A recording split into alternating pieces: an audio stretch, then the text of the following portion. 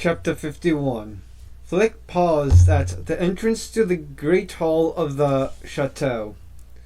Her pulse was racing, and there was a cold sensation of fear in her chest. She was in the lion's den. If she were captured, nothing could save her. She surveyed the room rapidly. Telephone switchboards had been installed in precise parade grounds, rose incongruously modern against the faded grandeur of the pink and green walls and the pudgy cherubs painted on the ceiling. Bundled cables twisted across the checkerboard marble floor like uncoiled ropes on the deck of a ship. There was a hubbub of chatter from 40 operators. Those nearest glanced at the new arrivals. Flick saw one girl speak to her neighbor and point to them. The operators were all from Reims and the surrounding district, many from Saint-Cecile itself. So they would know the regular cleaners and would realize the Jackdaws were strangers. But Flick was gambling that they would say nothing to the Germans. She oriented herself quickly, bringing to mind the plan Etienne had drawn. The bomb-to-rest ring to her left was disused. She turned right and led Greta and Jelly through a pair of tall, paneled doors into the east ring. One room led to another, all palatial reception rooms, full of switchboards and equipment racks that buzzed and clicked as numbers were dialed. Flick did not know whether the cleaners normally greeted the operators or passed them in silence. The French were great people for saying good morning, but this place was run by the German military. She contented herself with smiling vaguely and avoiding eye contact. In the third room, a supervisor in German uniform sat at a desk. Flick ignored her, but the woman called out, "What is Antoinette?" Flick answered without pausing in her stride. "She's coming." She heard the tremor of fear in her own voice, and hoped the supervisor had not noticed. The woman glanced up at the clock, which said 7:05. "You're late." "Very sorry, madame. We'll get started right away." Flick hurried into the next room. For a moment she listened, heart in her mouth, for an angry shout calling her back, but none came, and she breathed easier and walked on, with Greta and Jelly close behind. At the end of the east ring was a stairwell, leading up to the offices or down to the basement. The Jackdaws were headed for the basement, eventually, but first they had preparations to make. They turned to the left and moved into the service ring. Following Internet's directions, they found a small room where cleaning materials were stored: mops, buckets, brooms, and garbage bins, plus the brown cotton overall coats the cleaners had to wear on duty. Flick closed the door. "So far so good," said Jelly. Greta said, "I'm so scared." She was pale and trembling. "I don't think I can get on." Flick gave her a reassuring smile. "It'll be fine," she said. "Let's get on with it. Put your ordnance into these cleaning buckets." Jelly began to transfer her explosives into a bucket, and after a moment's hesitation, Greta followed suit. Flick assembled her submachine gun without its rifle butt. reducing the length by a foot to make it easier to conceal. She fitted the noise suppressor and flicked the switch for single-shot firing. When using the silencer, the chamber had to be reloaded manually before each shot. She pushed the weapon under her leather belt. Then she put on an overall coat. It covered the gun. She left the buttons undone for quick access. The other two also put on overalls, concealing the guns and ammunition stuffed into their pockets. They were almost ready for the basement.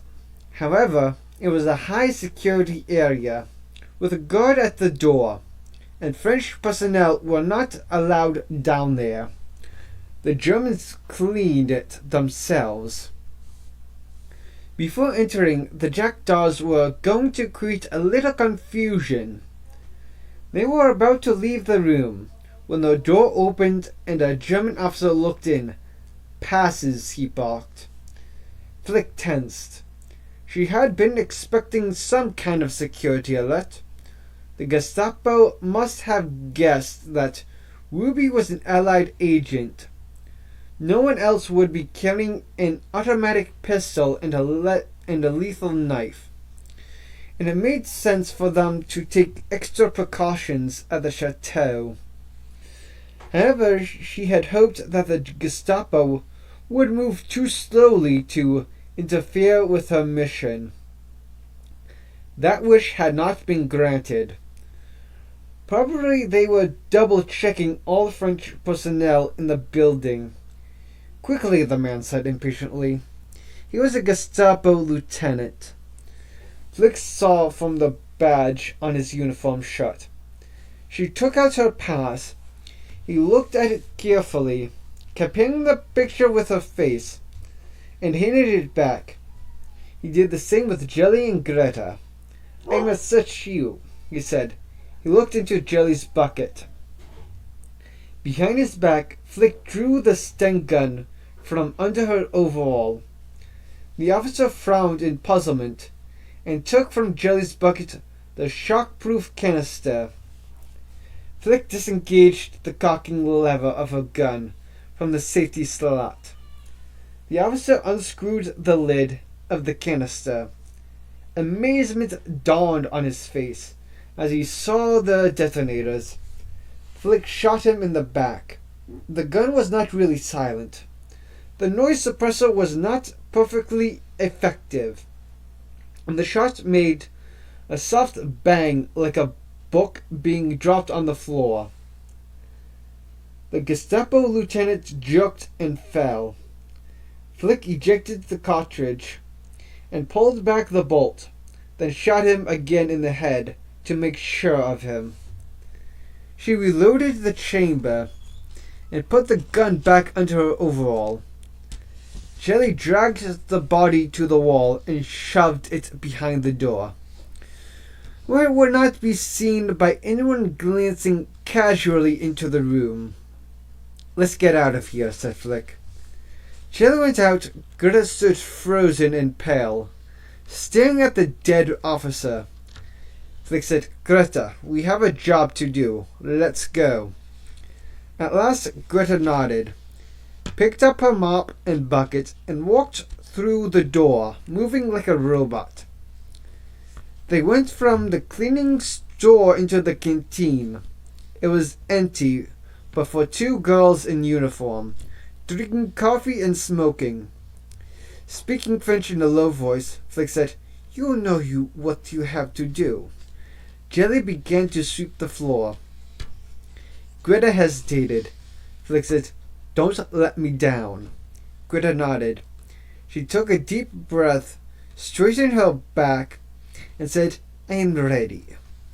Flick entered the kitchen and Greta followed. The fuse boxes for the building were in the cupboard, off the kitchen, beside the large electric oven. According to internet, there was a young German man at the kitchen stove. Flick gave him a sexy smile and said, What have you got to offer a hungry girl? He grinned at her. Behind his back, Greta took out a stout pair of pliers with rubberized handles, then opened the cupboard door. The sky was partly cloudy and the sun disappeared as Dieter Frank drove into the picturesque square of Santa Cecile. The clouds were the same shade of dark grey as the slate roof of the church. He noticed 4 guards at the chateau gate, instead of the usual 2. Although he was in a Gestapo car, the sergeant carefully examined his pass and his drivers before opening the wrought iron gates and waving the car in. Tito was pleased. Rebbe had taken seriously the need for extra security. A cooler breeze blew as he walked from the car to the steps of the grand entrance. Passing into the hall and seeing the rows of women at their switchboards, he thought about the female secret agent Rebbe had arrested. The Jackdaws were an all-woman team. It occurred to him that they might try to enter the chateau disguised as telephonists. Was it possible? As he passed through the East Ring, he spoke to the German woman supervisor. Have any of these women joined in the last few days? No, Major, she said. One new girl was digging on 3 weeks ago, and she was the last. That put paid to his theory. He nodded and walked on. At the end of the East Ring, he took the staircase down. The door to the basement stood open as usual, but there were 2 soldiers instead of the usual one standing inside. Weber had doubled the guard. The corporal saluted, and the sergeant asked for his pass. Dieter noticed that the corporal stood behind the sergeant, while the sergeant checked the pass. He said, "The way you run now, it's too easy for someone to overpower you both, Corporal. You should stand to the side and 2 meters away, so that you have a clear shot if the sergeant is attacked." "Yes, sir." Dieter entered the basement corridor. He could hear the rumble of the diesel-fueled generator that supplied electricity to the phone system. He passed the doors to the equipment rooms and entered the interview room. He hoped to find the new prisoner here, but the room was empty. Puzzled, he stepped inside and closed the door. Then his question was answered.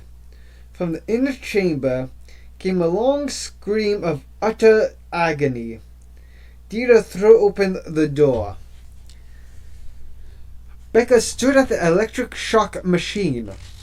Weber sat on a chair nearby. A young woman lay on the operating table with her wrists and ankles strapped, and her head clamped in the head restraint. She wore a blue dress and wires from the electric shock machine ran between her feet and up her dress. Weber said, "Hello, Frank. Join us, please. Baker here has come with an innovation. Show him, Sergeant." Becker reached beneath the woman's dress and drew out an ebonite cylinder about 15 centimeters long and 2 or 3 in diameter. The cylinder was ringed by 2 metal bands a couple of centimeters apart. 2 wires from the electric shock machine were attached to the bands.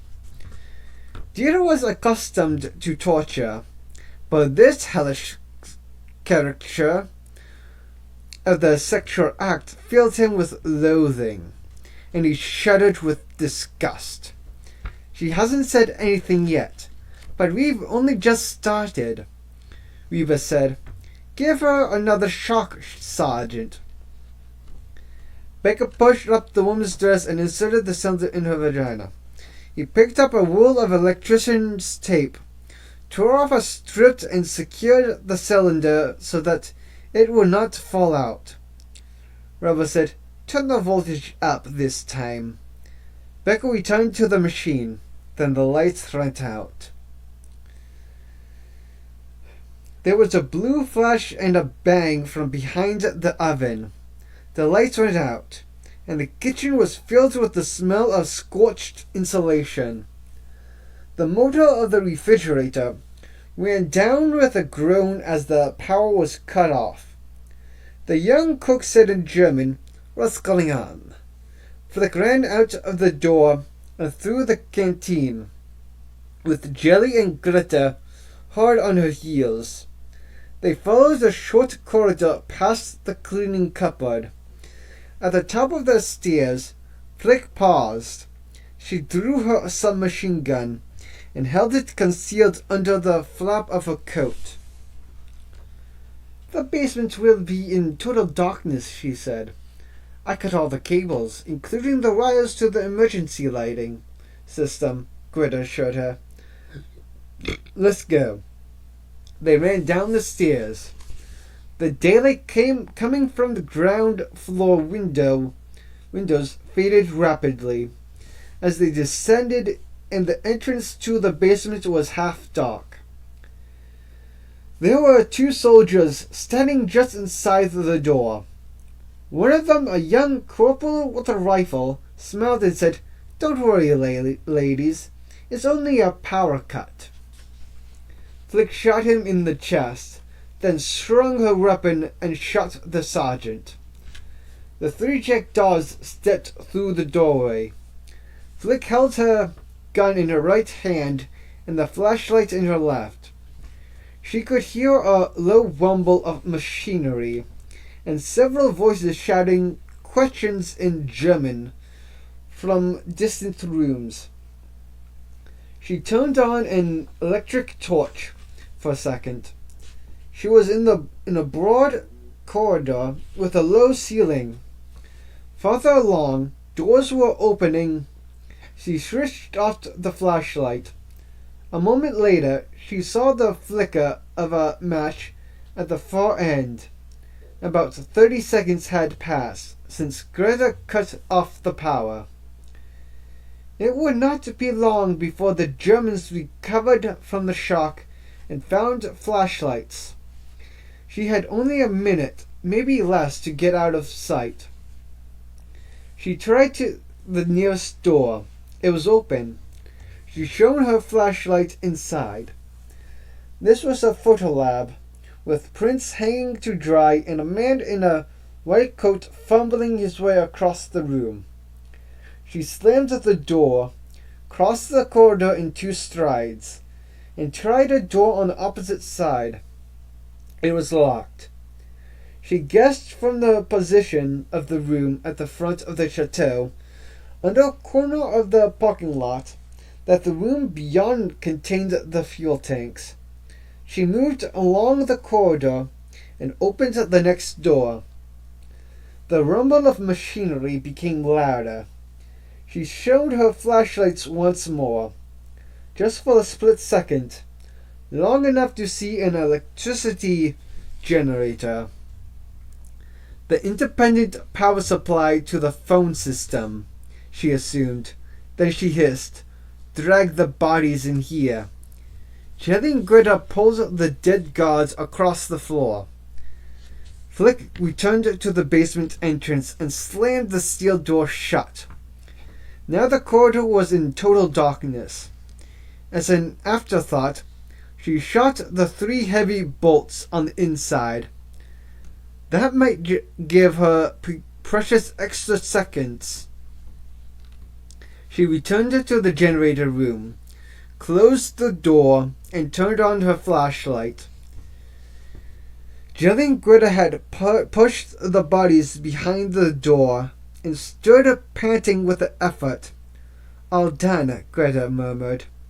There was a mass of pipes and cables in the room, but they were all color-coded with German efficiency, and Flick knew which was which. Fresh air pipes were yellow, fuel lines were brown, water pipes were green, and power lines were striped red and black.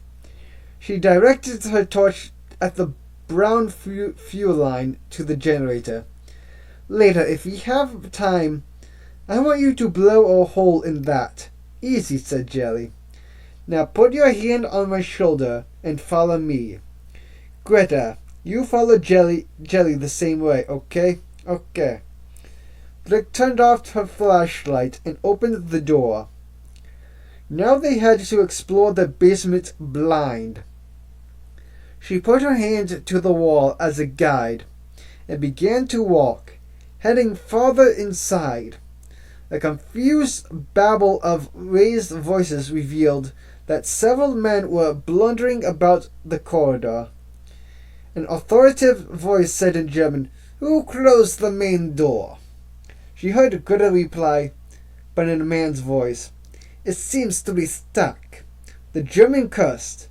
A moment later, there was the scrape of a bolt. Flick reached another door. She opened it and shone her flashlight again. It contained two huge wooden coffers, the size and shape of mortuary slabs. Greta whispered, "Battery room. Go to the next door." The German man's voice said, "Was that a flashlight? Bring it over here." "Just coming," said Greta in her Gerard voice. But the three jackdaws walked in the opposite direction. Flick came to the next room, led the other two inside, and closed the door before shining her flashlight. It was a long, narrow chamber with racks of equipment along both walls. At the near end of the room was a cabinet that probably held large sheets of drawings. At the far end, the beam of a flashlight revealed a small table. Three men sat at it, holding playing cards. They appeared to have remained sitting during the minute or so since the lights went out. Now they moved. As they rose to their feet, Flick leveled her gun. Jelly was just as quick. Flick shot one. Jelly's pistol cracked, and the man beside him fell. The third man dived for cover, but Flick's flashlight followed him. Both Flick and Jelly fired again, and he fell still. Flick refused to let herself think about the dead men as people. There was no time for feelings. She shone her flashlight around. What she saw gladdened her heart. This was almost certainly the room she was looking for. Standing a meter from one long wall was a pair of floor-to-ceiling racks, bristling with thousands of terminals in tidy rows. From the outside world, the telephone cables came through the wall in neat bundles to the backs of the terminals. On the nearer rack, at the farther end, similar cables led from the backs of the terminals up through the ceiling to the switchboards above. At the front of the frame, a nightmare tangle of loose jumper wires connected the terminals of the near rack to those of the far one. Flick looked at Greta. Well, Greta was examining the equipment by the light of her own flashlight, a fascinated expression on her face. "This is the MDF, the main distribution frame," she said, "but it's a bit different from ours in Britain." Flick stared at Greta in surprise. Minutes ago she had said she was too frightened to go on. Now she was unmoved by the killing of three men. Along the far wall, more racks of equipment glowed with the light of vacuum tubes. And on the other side, Flick asked, Greta swung her torch. "Those are the amplifiers and carrier circuits equipment for the long-distance lines. Good, Flick said briskly. Show Jelly where to place the charges. The three of them went to work. Greta unwrapped the wax paper packets of yellow plastic explosives while Flick cut the fuse cord into lengths. It burned at 1 centimeter per second. I'll make all the fuses 3 meters long, Flick said. That will give us exactly 5 minutes to get out. Jelly assembled the fire train, fuse, detonator, and firing cap. Flick held a flashlight while Greta molded the charges to the frames at the vulnerable places, and Jelly stuck the firing cap into the soft explosive. They worked fast. In 5 minutes, all the equipment was covered with charges like a rash. The fuse cords led to a common source, where they were loosely twisted together, so that one light would serve to ignite them all. Jelly took out a thermite bomb, a black can about the size and shape of a tin of soup, containing finely powdered aluminum oxide and iron oxide. It would burn with intense heat and fierce flames. She took off the lid to reveal 2 fuses, then placed it on the ground behind the MDF. Greta said, Somewhere in here are thousands of cards showing how the circuits are connected. We should burn them. Then it will take the repair crew 2 weeks, rather than 2 days, to reconnect the cables. Flick opened the cupboard and found 4 custom-made card holders containing large diagrams, neatly sorted by label. File dividers. Is this what we are looking for? Greta studied her card by the light of a flashlight. Yes. Jelly said, Scatter them around the thermite bomb. They'll go up in seconds. Flick threw the cards on the floor in loose piles.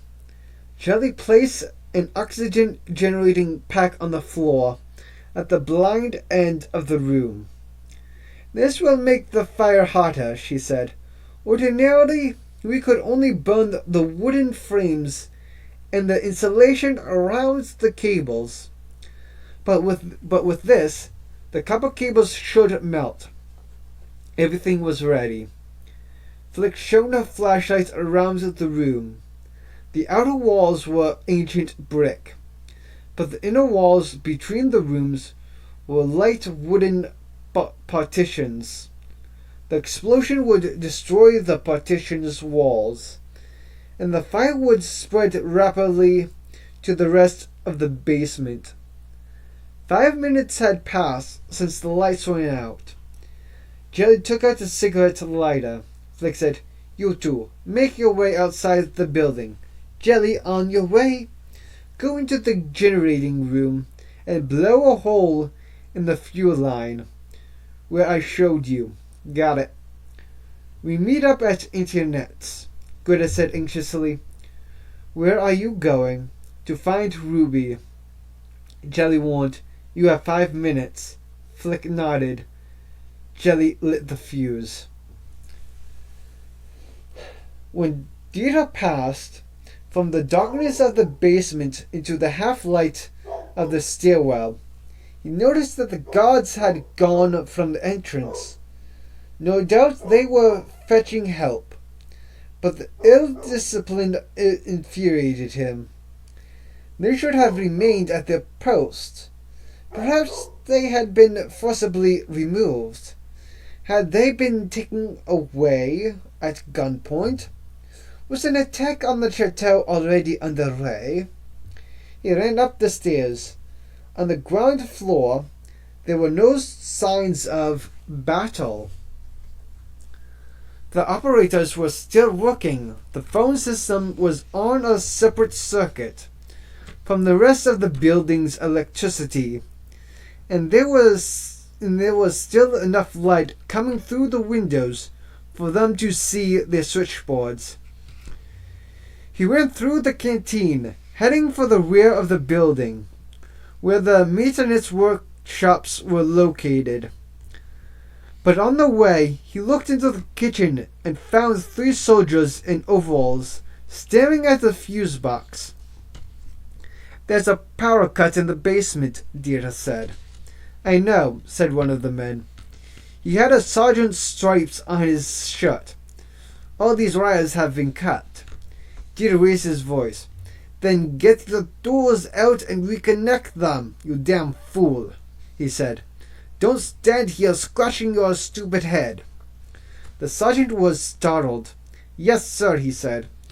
A worried-looking young cook said, "I think it's the electric oven, sir." "What happened?" Dieter barked.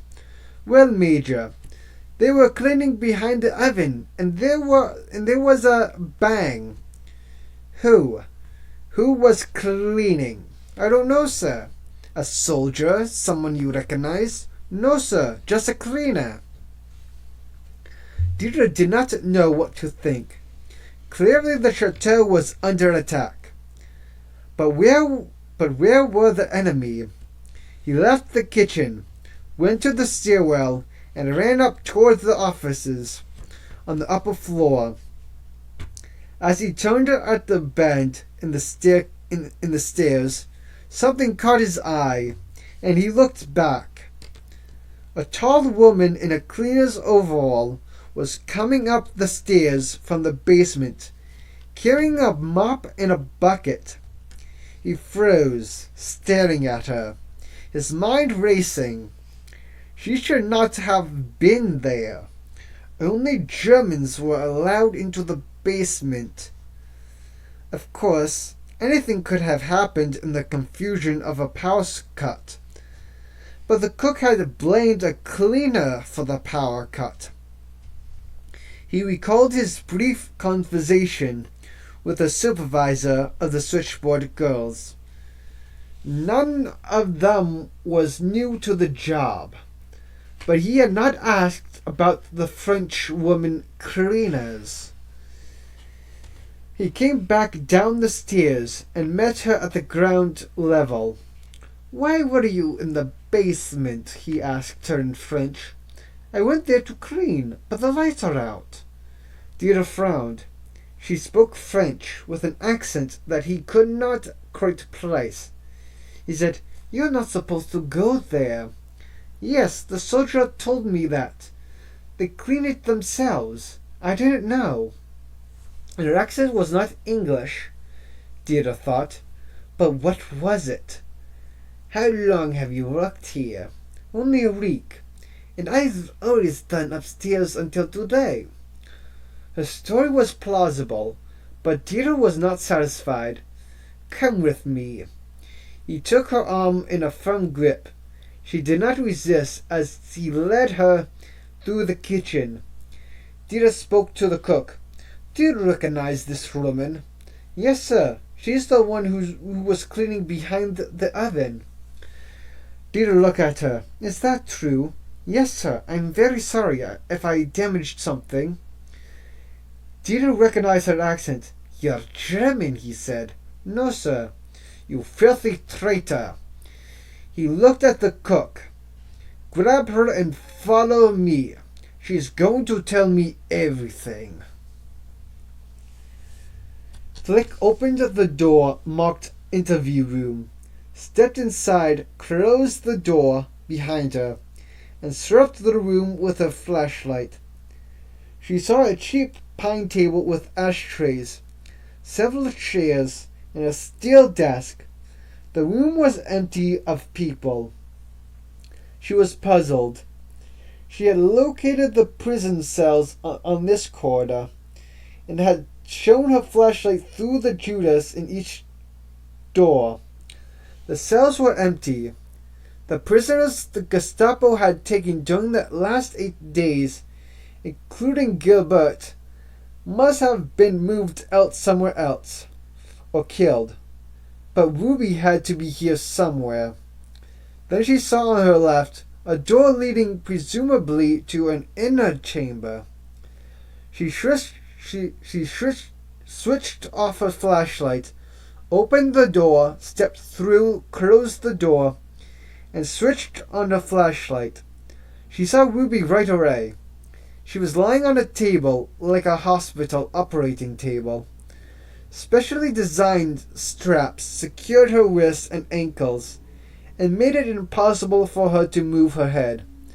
A wire from an electrical machine had led between her feet and up her skirt. Flick guessed immediately what had been done to Ruby and gasped with horror. She stepped to the table. "Ruby, can you hear me?" Ruby groaned. Flick's heart leaped. She was still alive. "I'll free you," she said. She put her stun gun down on the table. Ruby was trying to speak, but her words came out as a moan. Swiftly, Flick undid the straps that bound Ruby to the table. "Flick," Ruby said at last. "What?" "Behind you." Flick jumped to one side. Something heavy brushed her ear and thumped her left shoulder hard. She cried out in pain, dropped her flashlight, and fell. Hitting the floor, she rolled sideways, moving as far as possible from her original position, so that her assailant could not hit her again. She had been so shocked by the sight of Ruby that she had not shown her flashlight all around the room. Someone else had been looking in the shadows, waiting for his chance, and had slowly crept up behind her. Her left arm was momentarily numbed. Using her right hand, she scrabbled on the floor for a flashlight. Before she found it, there was a loud click, and the lights came on. She blinked and saw two people. One was a squat, stocky man with a round head and close-cropped hair. Behind him stood Ruby. In the dark, Ruby had picked up what looked like a steel bar, and she held it above her head in readiness. As soon as the lights came on, Ruby saw the man, turned and brought the steel bar down on his head with maximum force. It was a crippling blow, and the man slumped to the floor and lay still. Flick got up. The feeling was rapidly returning to her arm. She picked up the stun gun. Ruby was kneeling over the prone body of the man. "Meet Sergeant Becker," she said. "Are you all right?" Flick said. "I'm in bloody agony, but I'm going to get my own back on this fucking bastard." Grasping the front of Becker's tunic, Ruby heaved him upright, then with an effort pushed him onto the operating table. He groaned. "He's coming around," Flick said. "I'll finish him off. Give me 10 seconds. Ruby straightened the man's limbs and strapped him in by his wrists and ankles. Then she tightened the head restraint so that he could not move. Finally, she took the cylindrical terminal from the electric shock machine and stuffed it into his mouth. He choked and gagged, but could not move his head. She picked up a roll of electrician's tape, tore off a strip with her teeth, and secured the cylinder so that it would not come out of his mouth. Then she went to the machine and fumbled with a switch. There was a low hum. The man on the table let out a strangled scream. He struck down, body shook with convulsions. Ruby looked at him for a moment. Then she said, "Let's go."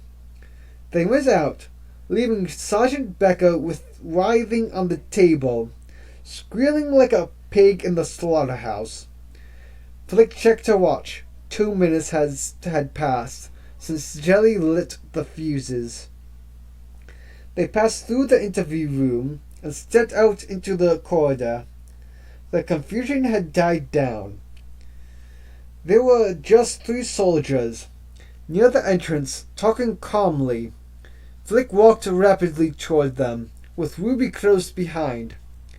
Flick's instinct was to walk straight past the soldiers, relying on a confident ear to get her through. But then she glimpsed through the door the tall figure of Dieter Frank approaching, followed by 2 or 3 other people she could not clearly see. She stopped abruptly. Ruby bumped into her back. Flick turned to the nearest door. It was marked wireless room. She opened it. The room was empty.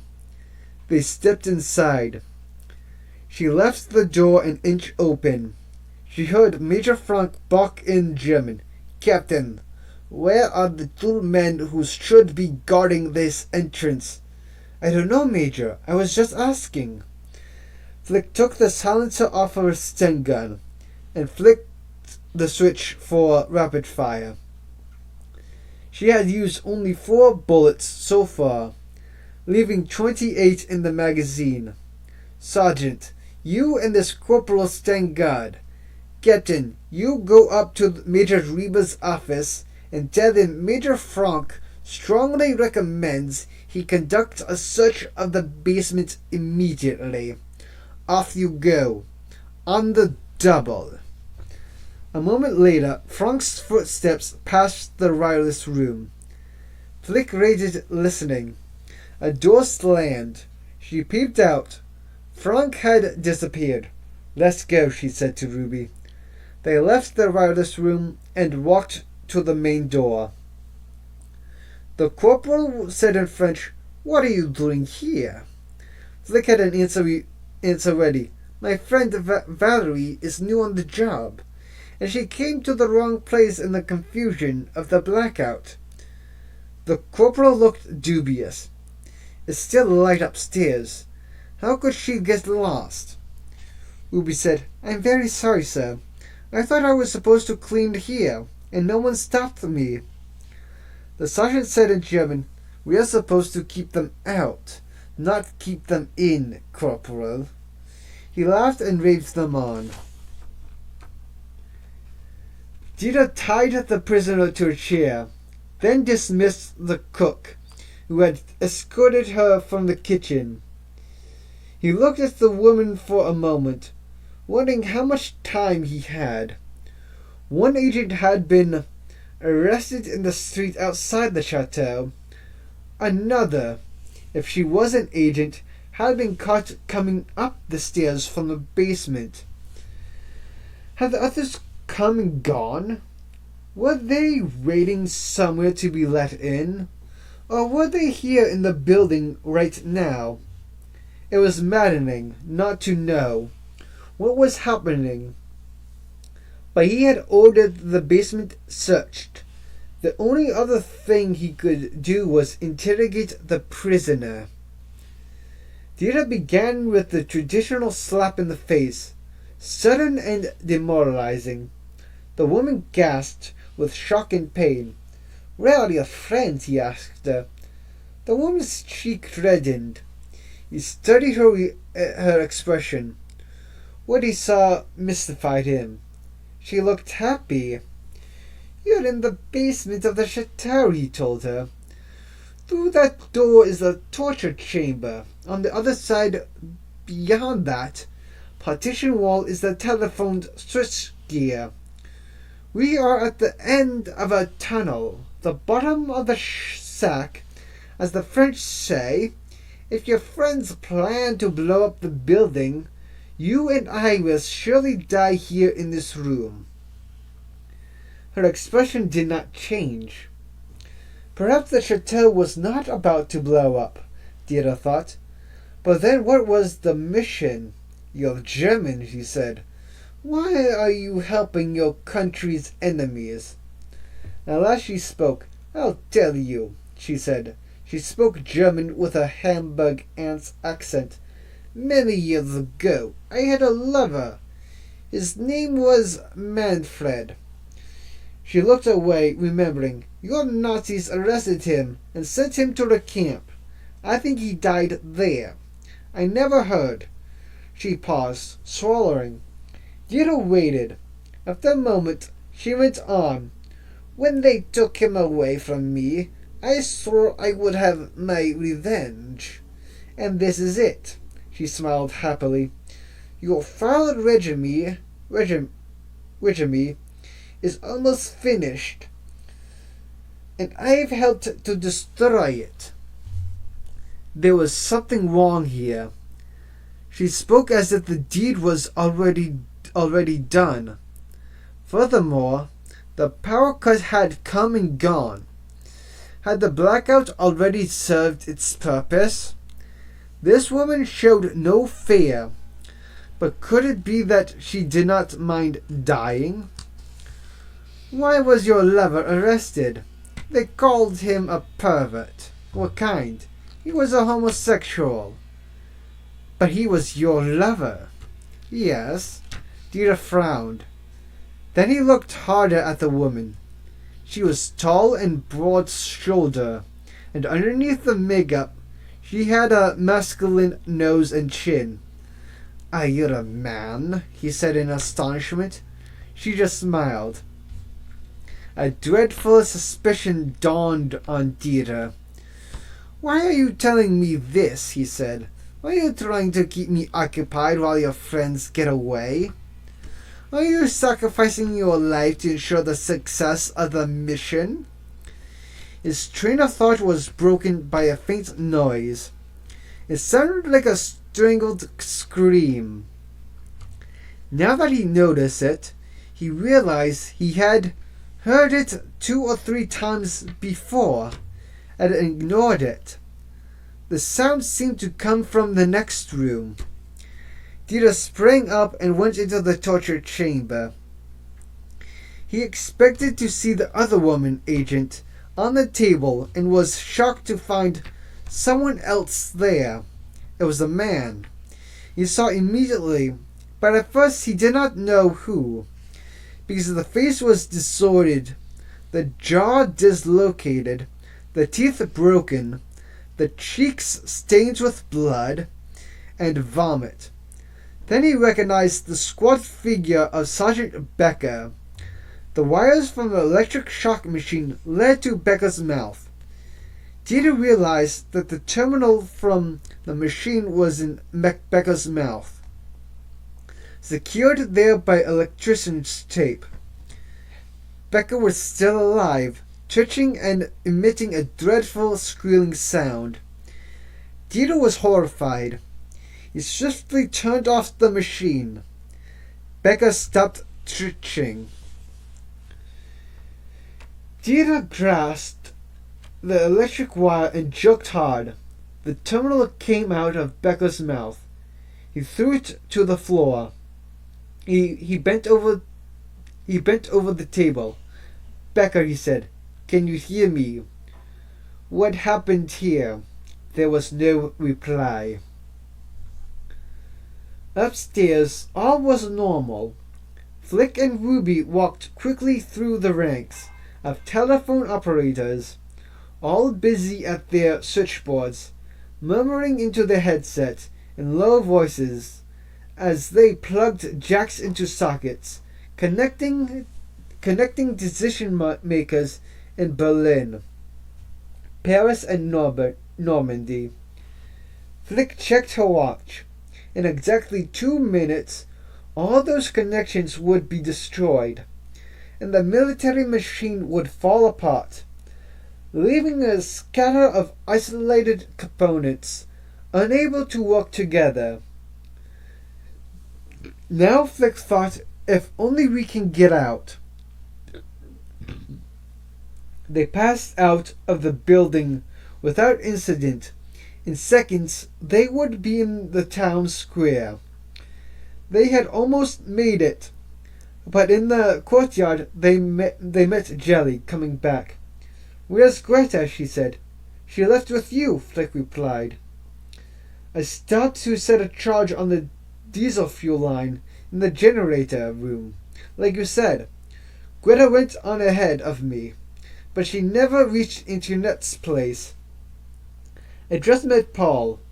He hasn't seen her. I came back to look for her. Jelly had a paper packet in her hand. I told the guard at the gate that I just went out to fetch my supper. Flick was dismayed. Greta must be inside. Hell. I'm going back for her, Jelly said determinedly. She saved me from the Gestapo back in Chartres, so I owe her. Flick looked at her watch. We have less than 2 minutes. Let's go. They went back inside. The switchboard girls stared at them as they raced through the rooms. Flick was already having second thoughts. In attempting to save one of her team, was she about to sacrifice 2 more and herself?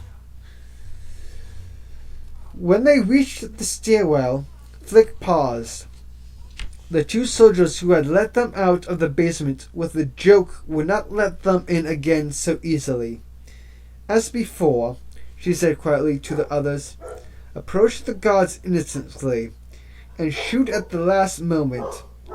A voice from above said, "What's going on here?" Flick froze. She looked back over her shoulder. On the staircase coming down from the top floor stood 4 men. One in Major's uniform was pointing a pistol at her. She recognized Major Reber. This was the search party Dieter Frank had asked for. It had appeared at precisely the wrong moment. Flick cursed herself for a bad decision. Now 4 would be lost instead of 1. Whoever said, "You women have a conspiratorial air." "What do you want with us?" Flick said. "We're the cleaners." "Perhaps you are," he said. "But there is a team of female enemies agents in the district." Flick pretended to be relieved. "Oh, God. Oh, good," she said. "If you're looking for enemy agents, we're safe. I was afraid you might be dissatisfied with the cleaning." She forced a laugh. Ruby joined in. Both sounded false. Weber said, "Raise your hands in the air." As she lifted her wrist past her face, Flick checked her watch. 30 seconds left. "Down the stairs," said Weber. Reluctantly, Flick went down. Ruby and Jelly went with her, and the 4 men followed. She went as slowly as she could, counting seconds. She stopped at the front of the stairs. 20 seconds. "You're again," said one of the guards. Flick said, "Speak to your major." "Keep moving," said Weber. "I thought we weren't supposed to go into the basement. Just keep going." 5 seconds. They passed through the basement door. There was a tremendous bang.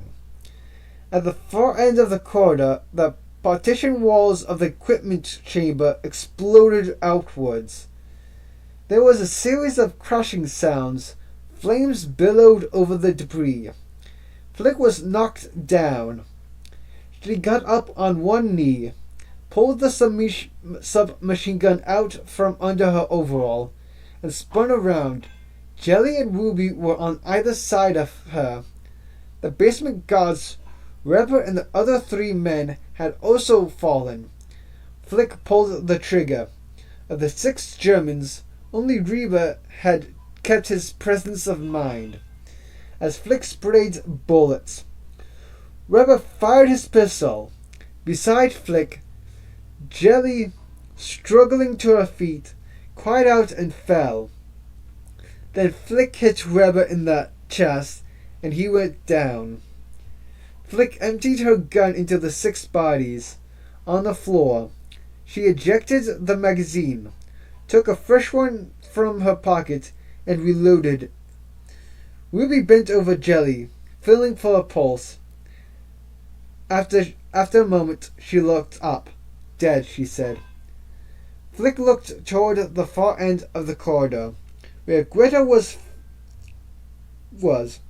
Flames were billowing out from the equipment chamber, but the wall of the interview room seemed intact. She ran toward the inferno. Dieter found himself lying on the floor without knowing how he had got there. He heard the roaring of flames and smelled smoke. He struggled to his feet and looked into the interview room. He realized immediately that the brick walls of the torture chamber had saved his life. The partition between the interview room and the equipment chamber had disappeared. The few pieces of furniture in the interview room had been thrown up against the wall. The prisoner had suffered the same fate and lay on the ground, still tied to the chair, neck at the horrid angle that indicated it was broken, and she or he was dead. The equipment chamber was aflame, and the fire was spreading rapidly. Dieter realized he had only seconds to get away. The door to the interview room opened and Flick Clariette stood there, holding a submachine gun. She wore a dark wig that had fallen askew to reveal her own blonde hair beneath. Flushed, breathing hard, a wild look in her eyes, she was beautiful. If he had had a gun in his hand at that moment, he would have mowed her down in blind rage. She would be an incomparable prize if captured alive. But he was so enraged and humiliated by his success and his own failure that he could not have controlled himself. But she had the gun. At first she did not see Dieter, but stared at the dead body of her comrade. Dieter's hand moved inside his jacket. Then she lifted her gaze and met his eyes. He saw recognition dawn on her face. She knew who he was. She knew whom she had been fighting for the past 9 days.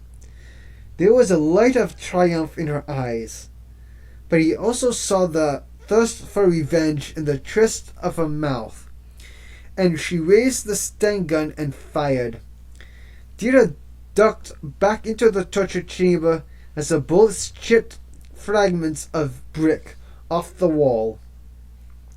He drew his Walther P-38 automatic pistol, thumbed the safety lever to the fire position, and pointed it at the doorway, waiting for Flick to come through. She did not appear. He waited a few seconds, then risked a look. Flick had gone. He dashed across the burning interview room, threw open the door, and stepped into the corridor. Flick and another woman were running towards the far end. As he raised his gun, they jumped over a group of uniformed bodies on the floor. He aimed at Flick. Then a hot pain burned his arm. He cried out and dropped his gun. He saw that his sleeve was on fire. He tore off his jacket. When he looked up again, the woman had gone. Dieter picked up his pistol and went after them. As he ran, he smelled fuel. There was a leak. Well, perhaps the saboteurs had holed a pipe. Any second now, the basement would explode like a giant bomb. But he might still catch Flick. He ran out and started up the stairs. In the torture chamber, Sergeant Becker's uniform started to smolder. The heat and the smoke brought him back to consciousness, and he cried for help, but no one heard. He struggled against the leather straps that bound him, as so many of his victims had struggled in the past. But like them, he was helpless. A few moments later, his clothes burst into flame, and he began to scream. Flick saw Dieter coming up the stairs after her with his gun in his hand.